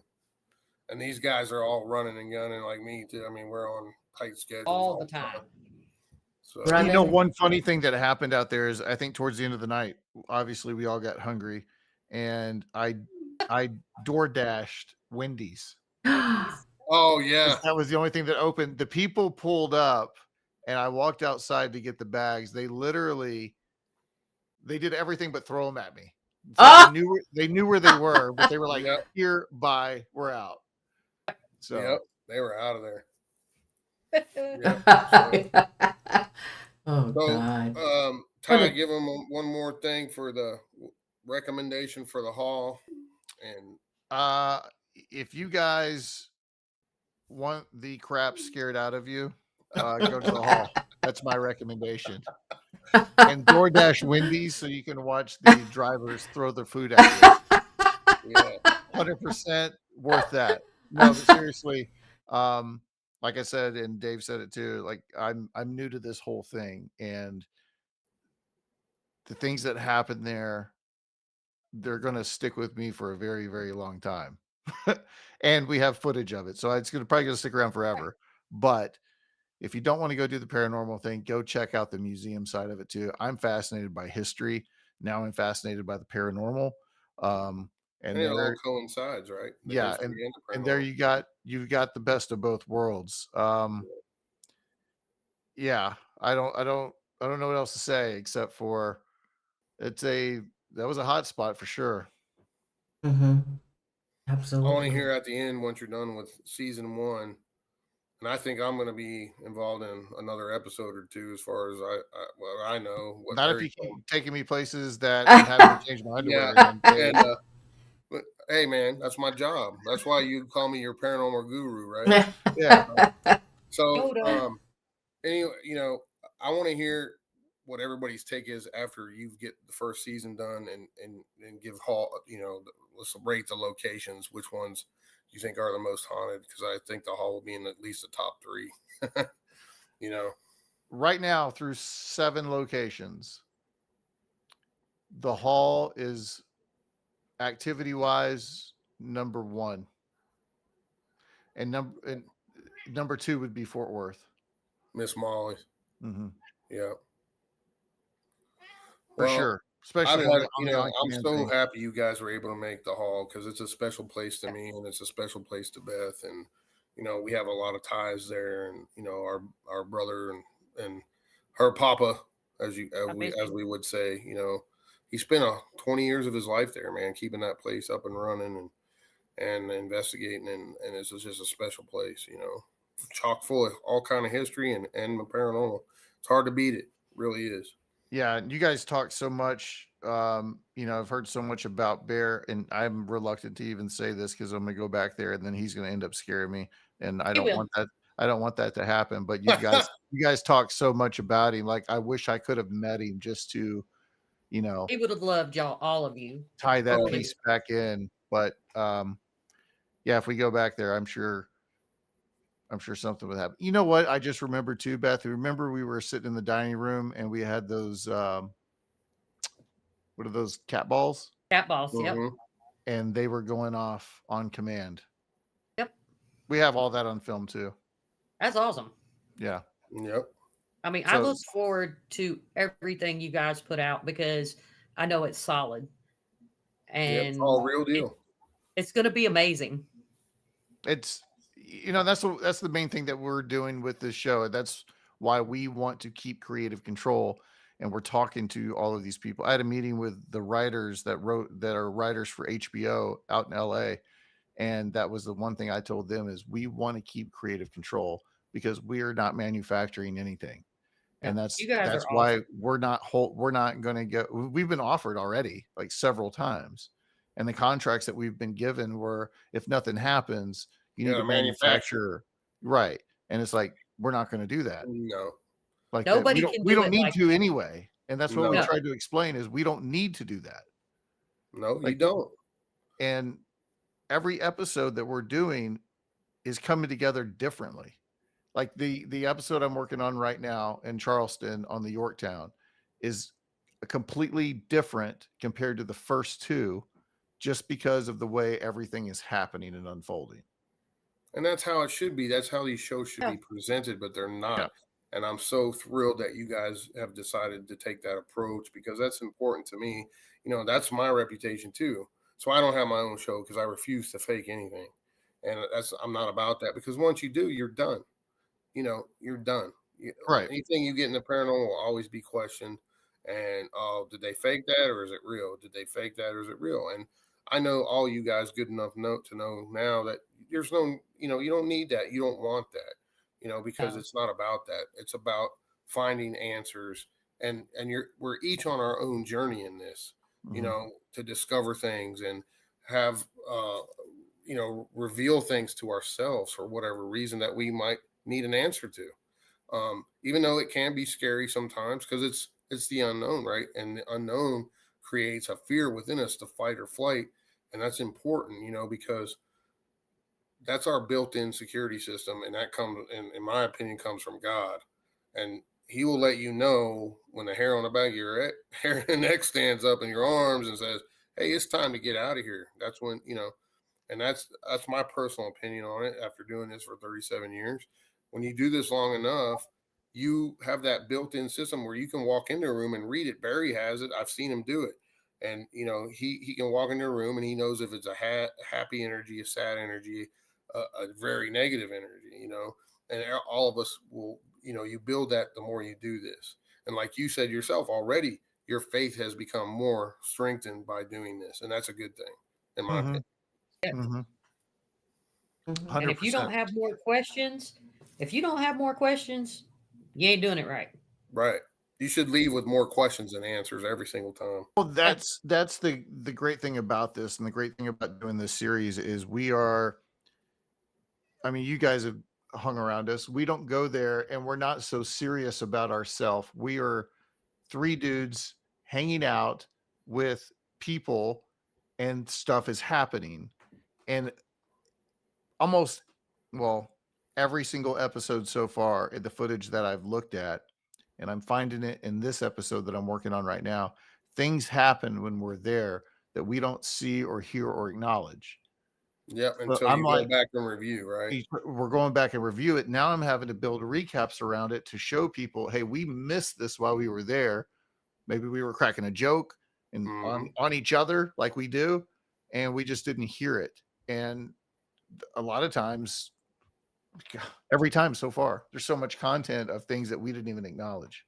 Oh yeah, and most time you guys are staying in haunted locations that you're not even investigating, so we end up investigating them anyway. Like we were at that place in Memphis, and what did I say that time? I said, what does he do?" And it says drums. I mean, you can't make this stuff up. I mean, it Yeah. happens. We're And it's- 7 for 7 on locations, Dave. Yep. Every location has had activity that we stayed at. And I've done scheduling VRBOs because apparently it's me. You guys are awesome, and I'm loving watching the journey that you're on.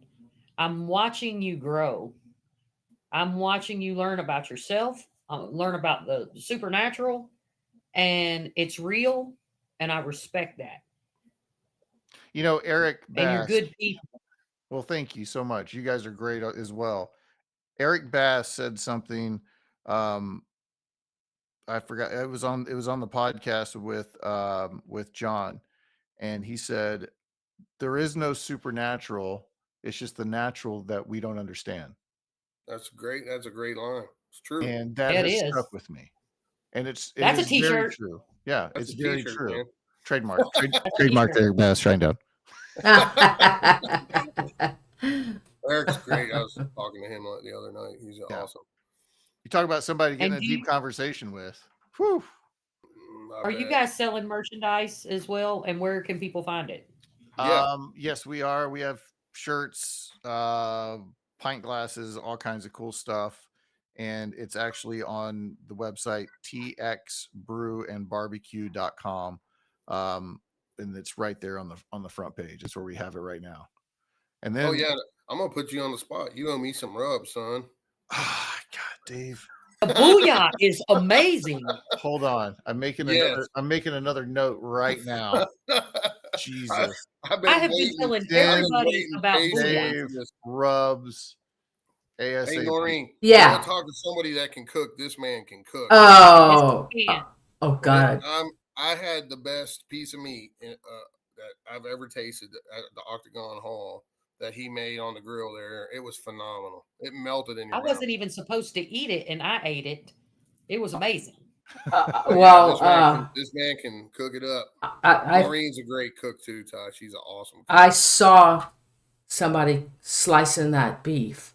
I don't know where That I was saw. him. That was Oh me. my That was God! It looks so damn good. Barry can cook. I mean, all of us can cook. I mean, we all That's seem my- to be, That's my favorite. That's the thing we look forward to is all of us getting together and throwing stuff on the grill. And that's stuff that we Yeah. don't film a lot of is just the camaraderie of, and you know what? That's barbecue. Barbecue is bringing Yeah. everybody together and having a good time and talking. And we end up cooking and talking about where we were. And we have to start filming that. I got to make a note Yeah. to start You have filming to. that. Yeah. Because it's good stuff. Hey, do you make Well, your own barbecue sauce? Rubs, dry rubs. Oh, yes. dry rub. It's Oh, phenomenal. Let me tell you. do you? Is that out for to the public or is that a secret? No, it's out there. It's on the same website, txbrewandbarbecue. Oh, okay. I want to get that. Okay. I'm going to do a And, whole I think promotional too, thing. I think spirits react to those type of situations too, because we're breaking bread, so to speak, together, and we're Yes. out there eating and talking and sharing stories. And in a lot of these cases, I think they're right there with us because some of them don't know they're dead, guys, and they're still here for whatever reason, and they will interact in those situations because they feel like they're a part of it, and it's just like a family picnic. You know what I mean? So I've caught lots of EVPs because I'm real big on everybody getting together before an investigation or before a gathering and breaking bread. So mhm, I tell everybody, hey, we're going to meet here, we're going to eat. I used to record yeah, while we were eating, and the EVPs were insane. yeah. And a lot of times, like Ty touched on it earlier, when you're just kind of being yourselves, hanging out, talking, joking, you'll be surprised what you get EVP wise if you just run a recorder and different things and ghost boxes. You just act normal and they interact right then and there. Mhm. And we got a lot of that on a couple of episodes too. We're just hanging out, drinking a beer, BSing, and then someone will throw on a spirit box, and next thing you know, it's telling us he plays for Shinedown and he's playing the drums. He plays the drums and other things, many other things too. It's Right. crazy. You know we what?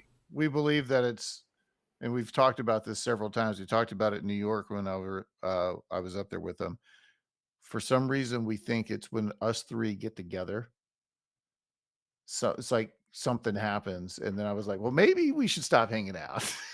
Well, No. no, that's true because it's people's energies when they come together. Yeah, They create a whole another energy together. yeah. Yeah. So, and what are spirits? They're pure energy, right? So We're like the Teenage Mutant Ninja Turtles. there you You go. know? Yeah. Right. Right. Why mess that up, And then, Ty? and then Right? when you throw my ass in there, then there's a whole nother energy in there. It's Yeah. hard to tell what I'm dragging along, but You can always tell when we're all together. I yeah. mean, it's a whole thing. It's like we take over whole cities. Yeah. I mean that you think about that Octagon Hall episode. So we had Sanjay, Who's John Fred amazing. Young. Tell him I You had love him. I John. miss him. You had two rock stars, two federal law enforcement officers. Yep. You and Sanjay, and all those energies. And Sanjay, man, that guy's got some juice. I don't care what anybody Oh, says. he's That guy is connected Woo. energetically somehow So was because he was Barry. hearing, he was seeing and hearing all kinds. But you have that whole mix of people in there, and it just, it went off. It went off in there, man. Yeah. It really did. Yeah. So I can't wait to see when you go through all that and see that episode, man. I'm probably going to work on some new social media content because we've been putting so much stuff on Instagram and Facebook and all of the socials. I've been cutting reels, just little teasers of each city that we've been in, and I'll come across stuff and throw in there. Just like this episode I'm working on now. This episode we had James Jude Courtney with us and his fiance, and James Jude Courtney is Michael Myers from the Halloween movies. Yeah. So he was with us, Oh and they my went God. investigating with us, and things that happened on this ship. We had the whole aircraft carrier to ourselves, but we had their energy with us, and just everything that was happening there. And that's what we're doing is each episode we want another guest to bring a different energy to the show. Mm-hmm. Episode 2, we had Lee Waddell, who played Ghostface in Scream Yep. in Memphis. Dave was there for that one. And we had what's his name at the Octagon? Why can't I think of his name now? Who? John John? Fred Young. John Fred Young. John Fred. Yeah. John Fred for that one. Totally different energy Yep. brought to He that was episode. affected seriously there. Yeah. Yes, he was. So, I mean, and that's the cool thing that we're doing with this is we're bringing in so much different. You never know which each episode's going to bring, not only guest wise, but through everything. And we're highlighting the area. That's our main thing is we want to give back to the area and tell people, hey, you need to go check this place out. This is what happened. I know one thing, you eat good on that show. You do. We try to make sure that we eat well. This is true because at this point, the official barbecue rub of Octagon Hall is Ty's Booyah. Stop it. There you go. You got a little market Hey, there. Mom does not like rubs or seasonings. Ty, you worked a miracle because she still He talks about raved it. on for days after that. Really? Days. Yeah, because I stayed there a few extra days after you guys left, and I mean, she was like, "Man, that was some of the best stuff I ever had in my life." You know, That's it awesome. was phenomenal, man. That's awesome. It's Mama Bear approved. Well, I can't wait to come back and cook for you guys again. Yeah, we'll do it again, man. Was You're always fun. welcome. Well, thank you. I can't wait to go back, and I Thanks will. for. I know you're a busy man, and thank you so much for coming and sharing your time with us. Yes. Thanks for having me. Thanks for inviting me on. This has been Yeah, man. awesome. Oh, thank you, Ty. Very nice to meet you, and my best wishes to you. And I envy you. You're having a really great time. It's a lot Really of fun, great guys. time. Well, A lot I of guarantee John and Barry would have been on if they weren't traveling. They would have been on Right. for sure. I think they are in a show tonight, aren't they? Yeah. Mm-hmm. They're in Detroit. Yeah. Nice. Yeah, so Yeah, because I asked all you guys, and they said, "Man, we got a show that night, so we can't they're leave." actually an hour and a half into their set right now. Wow. Nice. So Very nice. Well, thank you so much, Ty. Dave, stay on with me. And Beth, thank you so much. It was such a pleasure to meet you as well. it And was great meeting you. very nice. I love. Someday maybe I can get to the Octagon Hall. I would love to go there because I like the activity, the paranormal activity. We'd The love more, to the have better. Miss Norene. Thank you. Noreen's Thanks. an OG, man. She used to investigate with Johnny Z and talk to. She goes way back. Oh wow. Yep. You told me. Yeah, she's pretty amazing. Mhm. That's because Dave loves me. And I love Dave. We go way back. Yeah, we do. We do. So thank you, Ty, and thank you so much, Beth. Hopefully you guys can come back again sometime. Would love it. Thank you Thanks, so guys. Anytime, much. Miss Guys. Norene. All right, we'll see you Thank guys later. you. Thanks. Bye. Thanks for your Thank Love you. you. Love you, Ty. Good night. Bye, love you. Rub. Bye. Rub. I'll send it. Hold on, Dave. Yep. Whoops, wrong one. Hold on. Guess what? Okay. Okay, so Dave, tell them. Yeah. Let's see. The next show we're gonna do is Fox Hollow. Oh yeah. Yeah. Tell them about that. Oh well. Okay. So if you guys are into serial killers, so of course for me, serial killers and the paranormal go hand in hand, right? I mean, it's a no-brainer. You got some maniac killer who kills a whole bunch of people. That energy is trapped in those locations, and I don't know if I would say I was lucky enough, but I was able to investigate Fox Hollow Farms. If you've never heard anything about that story, go on to Netflix and watch the documentary about it. There's a couple of documentaries about it, but that's the newest and the best one. This guy, Herb Baumeister, he owned a Save-A-Lot stores in Indiana. He was married with kids, but he lived a double life. He was gay. He would send his wife and kids on these lavish vacations because he was a millionaire. And while they went off on vacation all over the country and world, he would sneak down to the gay bars in Indianapolis, bring home gay men, and strangle them and do sexual stuff with them in the pool. And he had a secret video camera up in the air vent that he would record all this. And he was a definite psycho. And they also think, they can't prove, but they think he was the I-70 killer as well. They know for a fact at this point that he killed 56 people on his property in Fox Hollow Farms, and possibly even more on Interstate 70. There's tons of bodies that used to just pop up there, and they theorize because I guess they went and backtracked and saw where his family was on vacation and he was free to roam during the same times in those windows that those people were killed on I-70. So I don't want to say too much, so we'll save more for the show, but I was able to investigate that place for 2 days, and let me tell you, one of the craziest places energy-wise I've ever felt walking in the shoes of a serial killer. Crazy stuff. Yeah. And of course, I did a poem and a song about it. So we'll play that on the show too. Yeah. I'll get that. Yeah, I'm glad they were able to hear it. So If you go back and on the replay of this show and you listen at the end of that song and you hear a laugh, that's Bear's laugh to a T. It's I been confirmed by over 35 people yeah. that knew him for many years. So, I mean, you know, I love sharing this stuff with you guys. You know, this is what I do. And I love, you know, I just love it because it's so fascinating. And it is scary at times, but it's fascinating stuff. And, you know, the last couple of years, 3 years now, I've been on this journey with the poem stuff and the music stuff. And I've got 3 books. The first one's coming out probably next week. It's all done pretty much, and I'm excited about that. First 3 music CDs are out there for you. You can get get them off my website.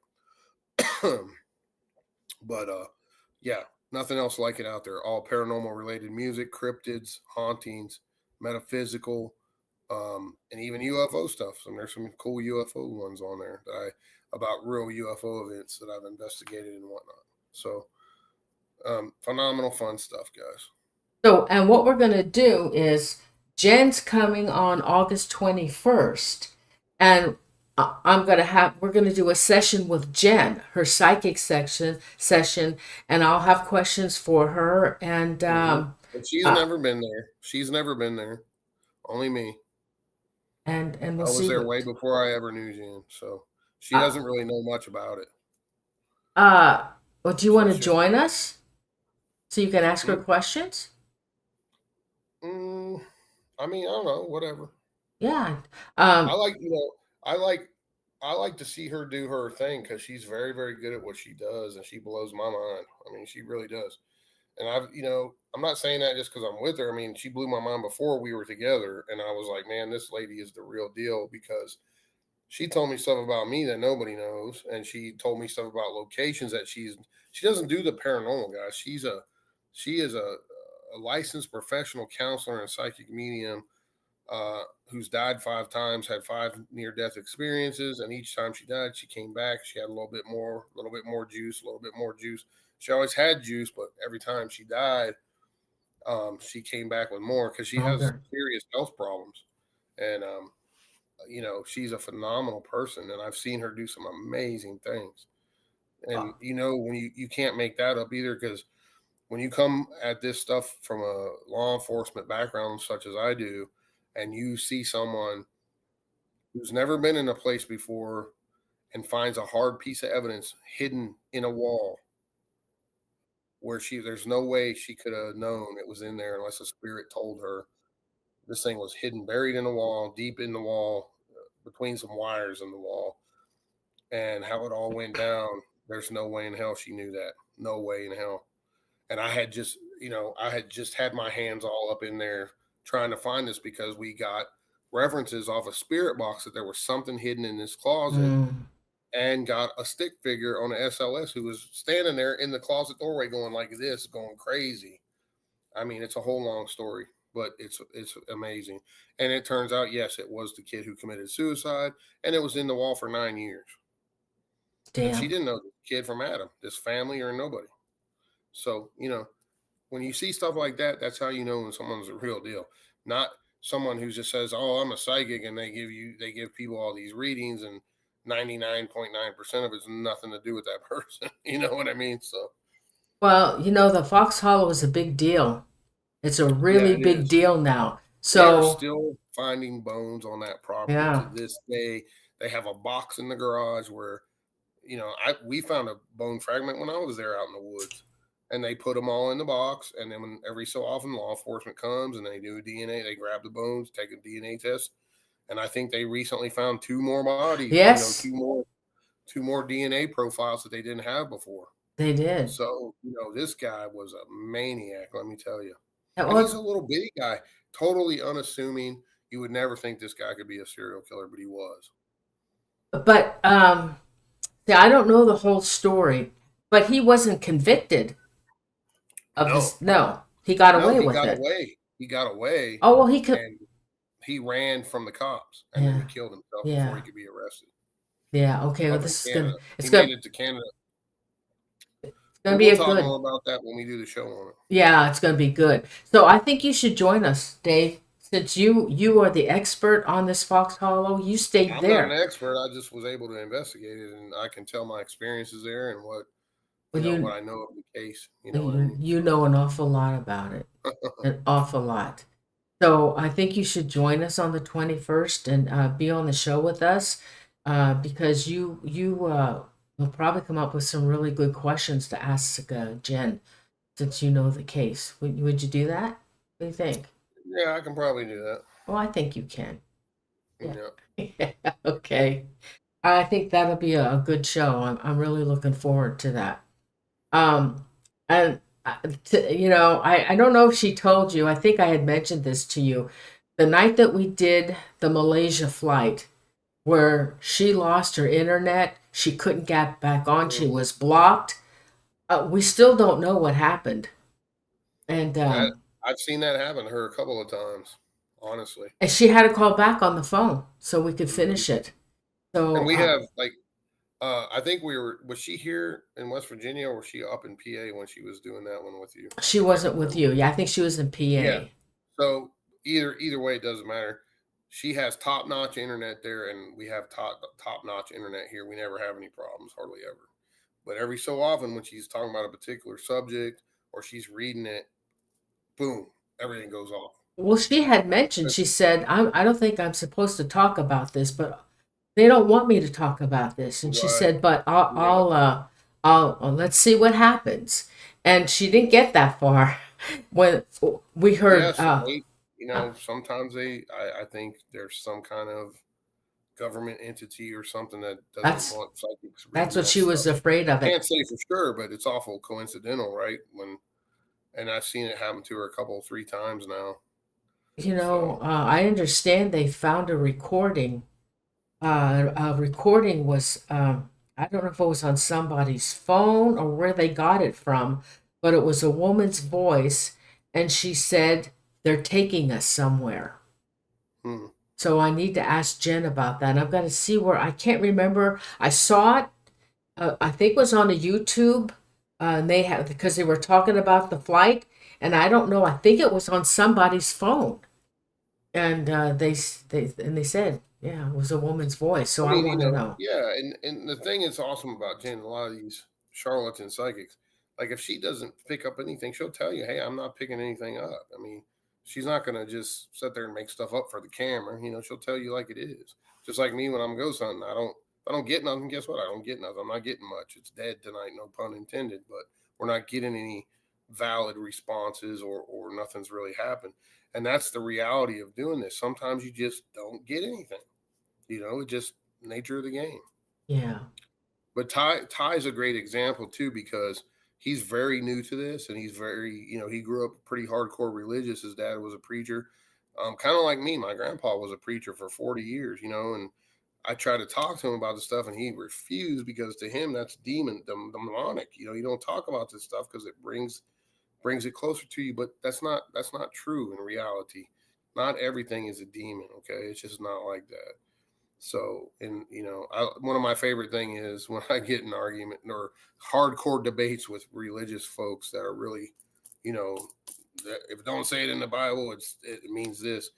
I always say, hey, answer this question for me. What is the greatest ghost story ever told? And they're like scratching their head. What do you mean? I said, what's the greatest ghost story ever told? And they can't figure it out. And I said, the resurrection of Jesus Christ, the Holy Ghost. And they're like, dude, you just blew my mind. You're right. That is a ghost story. I said, it is. And Jen will tell you this too. The Bible is a book full of metaphysical spells, basically spells. And it talks about all this stuff. It talks about giants, ghosts, talks about psychics. It also talks about UFOs in the book of Ezekiel. If you read the book of Ezekiel in the Bible, it talks about all this stuff. Now, obviously the Bible's been manipulated by man for many centuries. The Romans changed all of it. And a lot of stuff that we're supposed to know has been hidden from us for whatever reason. But take it all with a grain of salt. Read the Bible when you can, and you'll learn a lot of different things that match up in the paranormal. Trust me. Oh, yeah. Okay, so then I hope I see you on the 21st with Jen. And Yeah. then your show on Fox Hollow is September September 25th. September 25th. Okay. So a month later. Okay. Yeah. Yep. Okay. Fun show as always. Thanks for having me on, and thanks Oh, for getting Beth and Ty on there. Look for Booze, Brews, and Barbecue, guys. It's a fun show, totally unique and different. And I have a lot of fun. I'll be on several episodes of it. And great bunch of guys. Let me tell you. If you don't know who they are, Barry Kirch is the drummer for Shinedown. John on the show is their head of security. He's an ex-Secret Service agent. So, and Ty is the barbecue master and the production guy. I mean, his normal job is production, but he's a big-time barbecue guy. oh God. And he can. He's got a ton of. He's sponsored by RecTech Grills and everything else, so he knows what he's doing. Trust me. Nice. Oh. And if you watch his Instagram, some of the stuff he cooks on there is phenomenal. Oh my God. So it's a cool, unique group of people Yeah. that bring something totally unique to this. And, you get to sample beers at the local breweries. You get to eat great barbecue from the local barbecue joints. And, of course, you get to hunt ghosts. So can't go wrong with all that, right? But I do recommend don't drink when you're ghost hunting. Do it. Oh after. yeah. Oh yeah.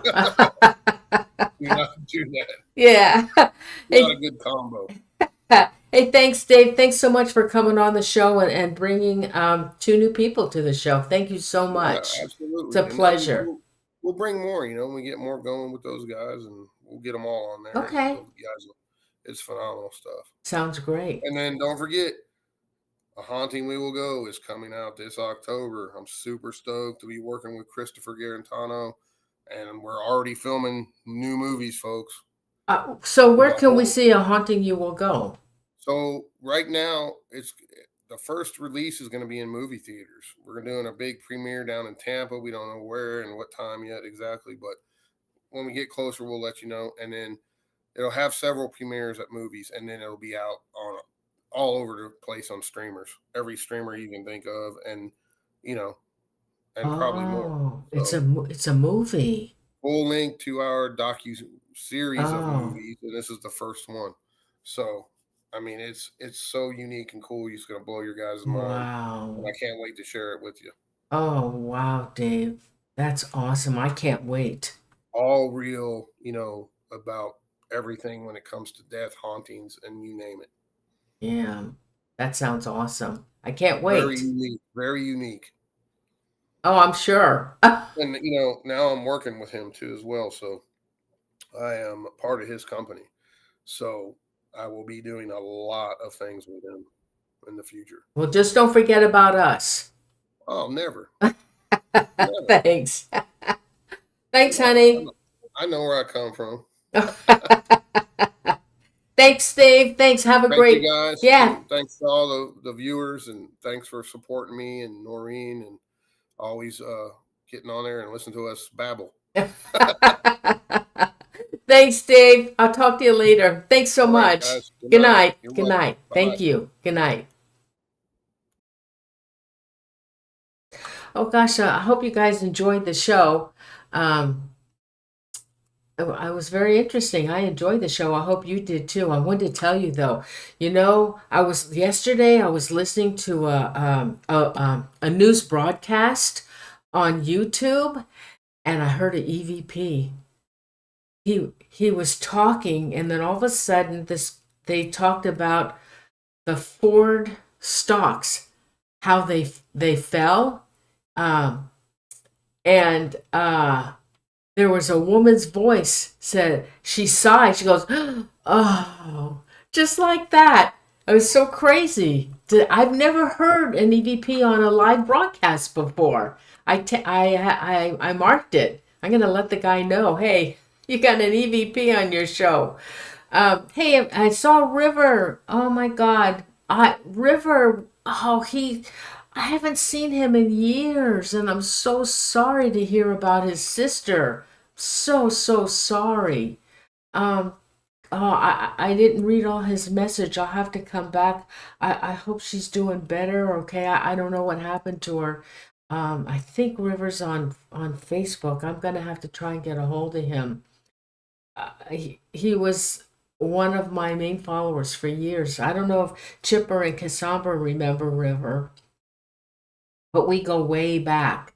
So everybody, thanks so much for being here. And Chipper and Cassandra, thank you so much. My mods, I love you. Thank you for being here. I always love seeing you with me in chat, and you're always so loyal to me, and I really appreciate it. So let me do some shout outs. Let's see. Oh, I have a show on August 14th as well. So I have two shows, the 14th and the 21st. So the 14th, um, her name is Melinda Wolfram. I think she has American Indian in her, and she is a psychic detective, and she does modern day mysteries, and she's an intuitive, and I forgot else what she says about herself, but I have I have an event ready to be up. I'll be putting that event up, and don't forget, you guys who say you don't. Oh, and hey guys, I wish you had given the show a like if you liked it, and please subscribe. Anybody that's new to the show. Um, I I was gonna tell you guys, I'll put out a little video. I'll come live on a short video to show you how you can get notified of the shows, but you have to subscribe. Yeah, I think you have to subscribe. I'm not sure, but you have to go to my main page, and when the event is up, you have to click notify me, and you will get notified. I understand YouTube doesn't send out emails anymore. They don't do that anymore. And so you have to hit notify. So, but you have to go to my front page, and I try to put at least 4 events, the shows ahead of time, so you can click on those and get notified. Otherwise, I think that's the only way you're gonna know. I used to have on my website, I used to have an email list where I could send out reminders, but that email list is gone. Okay, so let me do some shout outs. I know I saw a lot of people in, and now we're down to a few. So whoever's left, let me do some shout outs. Okay, I am Alpha, Steve Wood. Oh, I think Steve is new as well. I don't remember seeing that name before. Let's see. Of course, River was in.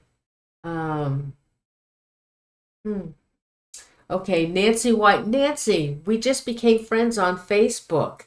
Thank you. Thank you for joining us tonight. Um, let's see, Rebecca Brown. Rebecca is new also. I haven't seen her before. Let's see. Oh, Ethel. Ethel Mertz. I love that name, Ethel Mertz. I guess Fred hated Ethel on Lucy. He didn't get along. They fought all the time.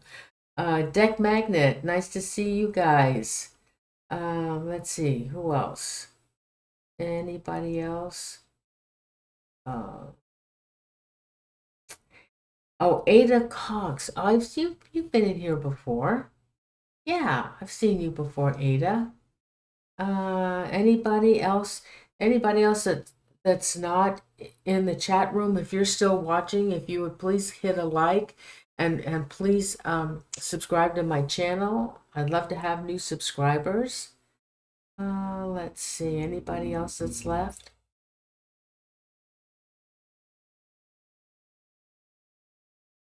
Oh, Margarita Hawthorne, I haven't seen you for a long time either. And of course, Tallcross, my friend Tallcross from Scotland, my friend. Anybody else? Anybody else? Come on.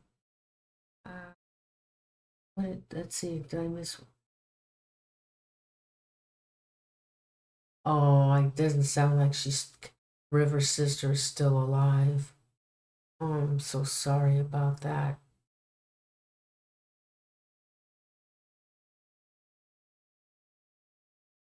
Well, I hope River comes back.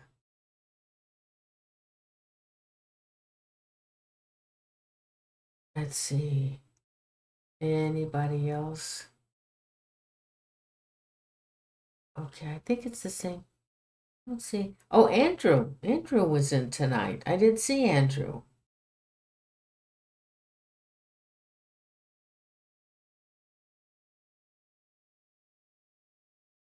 Oh, Lenore Martinez. Anybody else? Oh, Charlotte. Oh, Charlotte, you came in late. Let's see. Anybody else? I think. Let's see. I think that's about it. Okay, guys, I'm gonna go now. Have a great weekend, and don't forget the next show is the 14th. Go to Paranormal Zone TV to the front page. I have four. Let's see. I think I have 4 shows already set up, and click notify me, and then you'll get notified um, when we go live. I think it's when we go live. Or you'll get a reminder to go. I don't know. I've never done it before. So, okay, so I'm going to go. I can't think of anything else. So have a great weekend. Be safe out there. And once again, thank you so much. I appreciate you so much coming to my show. I love you guys, and I really, really appreciate you. And anybody that's watching that's not in the chat room, if you would please subscribe to my channel, I'd really appreciate it. And please don't forget to give the show a like. So I love you guys. Thank you so much. So I'm going to say good night now. Thank you.